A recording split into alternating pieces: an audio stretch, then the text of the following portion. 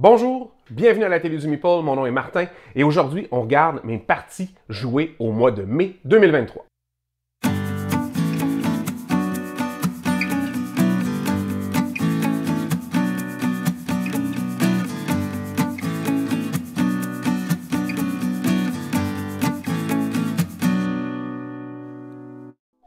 Alors, qu'est-ce qui a occupé mon temps ludique au mois de mai 2023?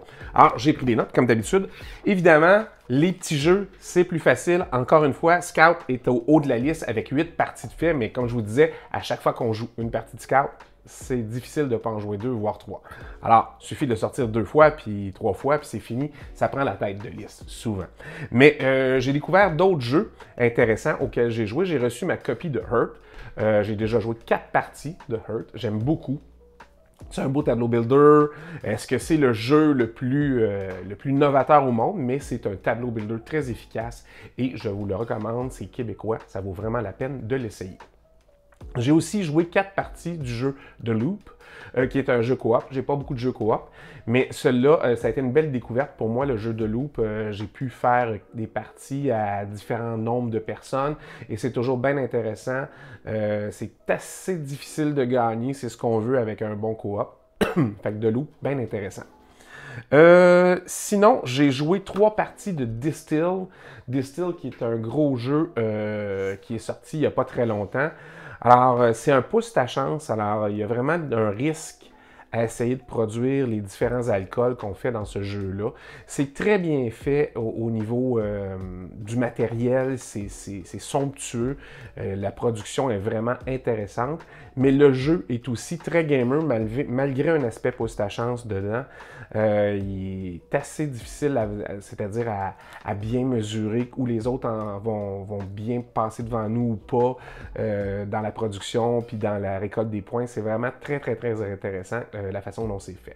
J'ai aussi rejoué 2 parties de Concordia. Ça faisait longtemps que je n'avais pas joué à Concordia. C'est un excellent jeu. Moi, c'est le jeu que je qualifie probablement du plus élégant au niveau de sa mécanique. Donc, on gère une main de carte, puis à un moment donné, il faut la ramener vers nous. Puis on fait notre propre income à ce moment-là, puis c'est très différent des autres. Ça marche super bien, Concordia. Il y a plusieurs maps pour Concordia qui font des games très différentes les unes des autres. Je vous le conseille vivement. Concordia, c'est un classique et il y a tellement de maps qui peuvent bien s'adapter au nombre de joueurs que vous êtes.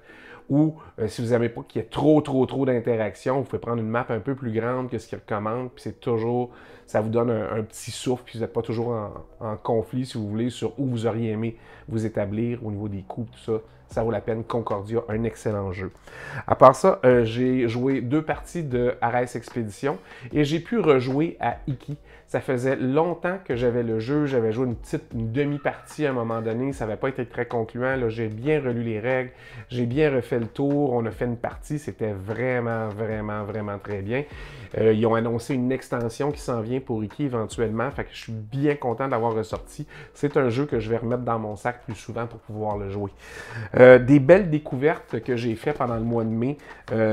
Bot Factory, qui est un excellent jeu que je vous ai parlé. J'ai pu rejouer une autre partie au mois de mai, là, puis j'ai adoré ce jeu-là. Franchement, là, c'est bien fait. C'est un beau Vital Lacerda, moins dense que les autres, mais c'est bien, c'est épuré, c'est efficace, puis les possibilités de combo sont magnifiques dans Bot Factory. C'est vraiment bien intéressant. J'ai joué une autre partie de East India Company que j'avais testé avec des amis, puis c'est vraiment une très belle production, ça aussi. Vous gérez des bateaux, puis vous allez faire du commerce en Inde, vous revenez en Grande-Bretagne. Puis vous revenez en Grande-Bretagne, je dis ça parce que j'avais probablement mais vous pouvez jouer les Français, les Hollandais, les Britanniques. Vraiment, c'est une espèce de pick-up and delivery, mais avec un marché sur les ventes et les achats des deux côtés. Alors, vous voulez probablement pas vous positionner toujours le dernier parce que vous n'aurez pas assez de choix, vous ne ferez pas assez d'argent. Ouais, c'est vrai, il y a des mécanismes de rattrapage. C'est beau, c'est bon, c'est vraiment un jeu là, que j'ai apprécié beaucoup ce mois-là.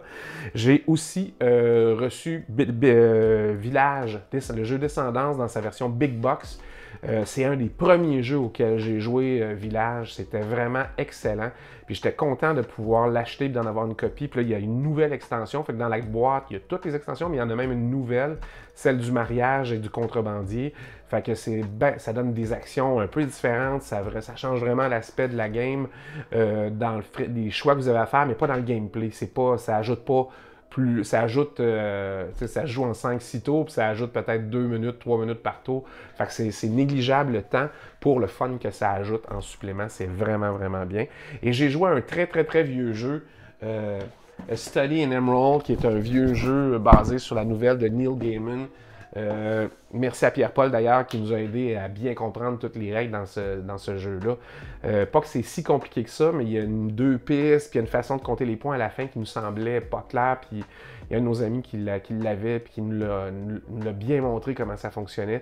Et pour un vieux jeu, on a eu bien du plaisir. Et je suis vraiment pas bon à ce type de jeu-là où il faut vraiment prendre le contrôle de certains espaces puis d'essayer de tasser les autres. C'est vraiment pas ma tasse de thé, mais le jeu est super bon quand même.